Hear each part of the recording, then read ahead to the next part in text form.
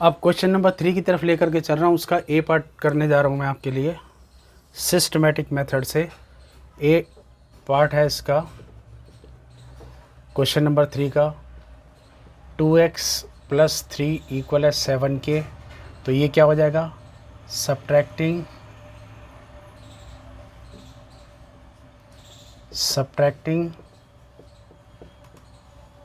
3 from both sides.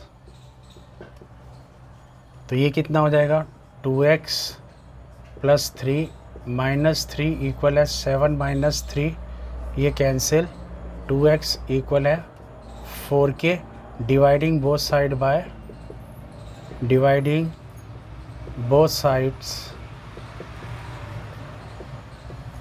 Bye 2। तो ये कितना हो जाएगा, 2x/2 = 4/2, 2 से 2 कैंसिल, 2 × 2 = 4, x = 2। नीचे 1 है तो ऊपर वाला ये आंसर आएगा x = 2। ए पार्ट ख़त्म, बी पार्ट की तरफ लेके चल रहा हूँ आपको। ये है 5x/3 = 5k। तो मल्टीप्लाइंग बोथ साइड्स बाय, ये 5/3 है, इसका रेसिप्रोकल कर दो, 3/5 वी गेट। तो ये 5x/3, इसको मल्टीप्लाई कर रहा हूँ 3/5 से, इक्वल है 5 × 3/5, 5 से 5 कट गया, 5 से ये 5 कैंसिल, 3 से 3 कैंसिल, x = 3k। ये पार्ट आपका ख़त्म, बी पार्ट ख़त्म। सी पार्ट की तरफ लेके चलूँगा। सी पार्ट में क्या है, सी पार्ट 7y - 4 = 10k। तो इसमें एडिंग 4 फ्रॉम बोथ साइड, दोनों साइड पे 4 ऐड कर दीजिए। 7y - 4 + 4 = 10 + 4, -4 + 4 cancel, 7y = 14, dividing both side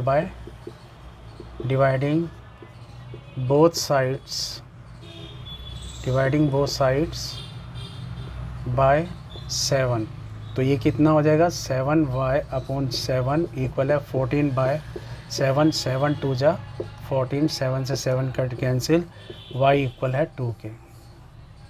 सी पार्ट ख़त्म, डी पार्ट की तरफ लेके चलेंगे आपको। डी पार्ट में क्या है, 5p + 4 = 14k। सब्ट्रैक्टिंग, क्या करना पड़ा इसमें, सब्ट्रैक्टिंग 4 फ्रॉम बोथ साइड्स, दोनों तरफ से 4 सब्ट्रैक्ट कर दो। 5p + 4 है, -4, 14 - 4, -4 + 4 कैंसिल, 5p = 10k।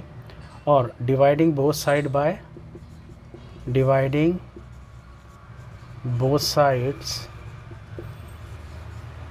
5। तो 5p/5 = 10/5, 5 × 2 = 10, 5 से 5 कट गया, p = 2। ये हमारा आंसर आ गया इसका। तो मैंने आपको यहाँ तक डी पार्ट तक ख़त्म करा दिया। अब EFGH 4 पार्ट और बचे हैं। तो पहले आप इतना नोट कर लीजिए, मुझे उम्मीद है कि आपको ये अच्छे से समझ में आ रहा होगा। सिंपल सा तरीका है, कुछ नहीं है। देखिए यहाँ +3 है, सब्ट्रैक्ट कर दो 3 को, ताकि +3 - 3 कैंसिल हो जाए, और ये दोनों तरफ सब्ट्रैक्ट करना पड़ेगा, ठीक है। तो 2x = 4। अब x के आगे 2 है, इसको ख़त्म करना है, तो दोनों तरफ 2 से डिवाइड कर दिया, x की वैल्यू आ गई, ठीक। 5x/3 = 5, ये अब डिवाइड हो रहा है 5x/3 से, तो इसको हम क्या करें, वो मल्टीप्लाई कर दो 3/5 से, इस नंबर के रेसिप्रोकल से।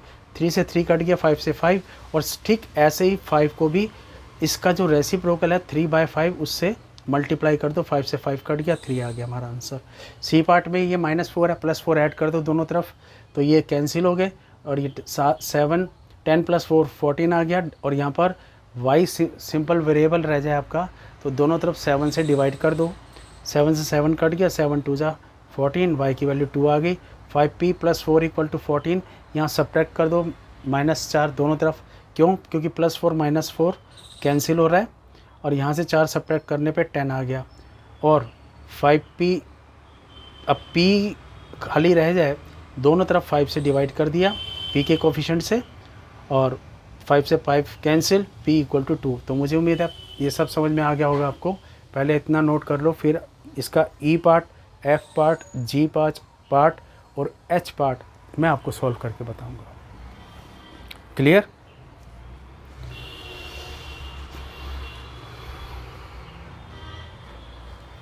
d तो ख़त्म हो गया, f g d तक हो गया, e पार्ट से शुरू है। अब इसका e पार्ट कैसे होगा देखिए।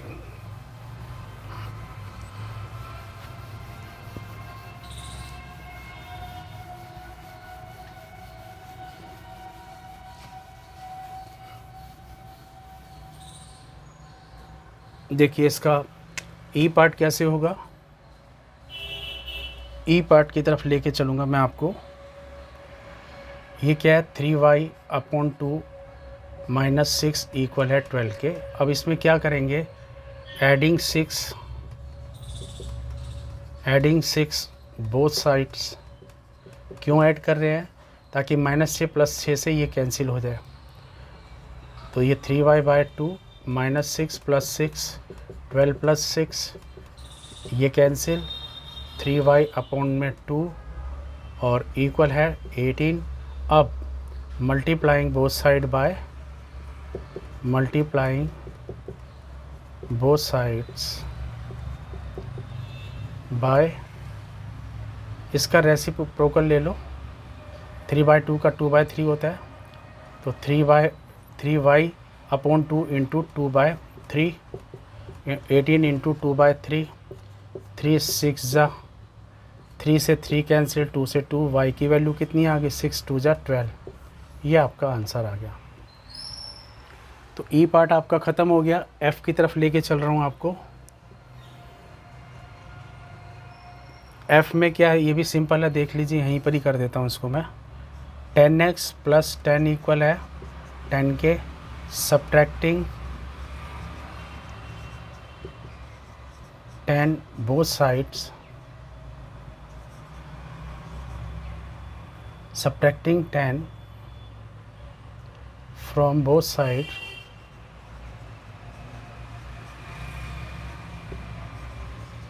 तो ये कितना हो जाएगा, 10x + 10 - 10, 10 - 10, तो 10x = 10 - 10 करूँगा तो 0, x = 0/10, और किसी नंबर के ऊपर 0 है तो पूरी संख्या क्या आ जाती है, 0 बन जाती है। ये आपका आंसर आ गया, x = 0। अब इसका g पार्ट की तरफ लेके चलूँगा आपको। g में क्या है, e हो चुका है, सॉरी ये मेरा g पार्ट था। अब मैं f पार्ट की तरफ लेके चल रहा हूँ आपको। g मैंने कर दिया, f ये रहा आपका। ये क्या है, x/3 इक्वल है -2 के। तो क्या करूँगा इसको, मल्टीप्लाइंग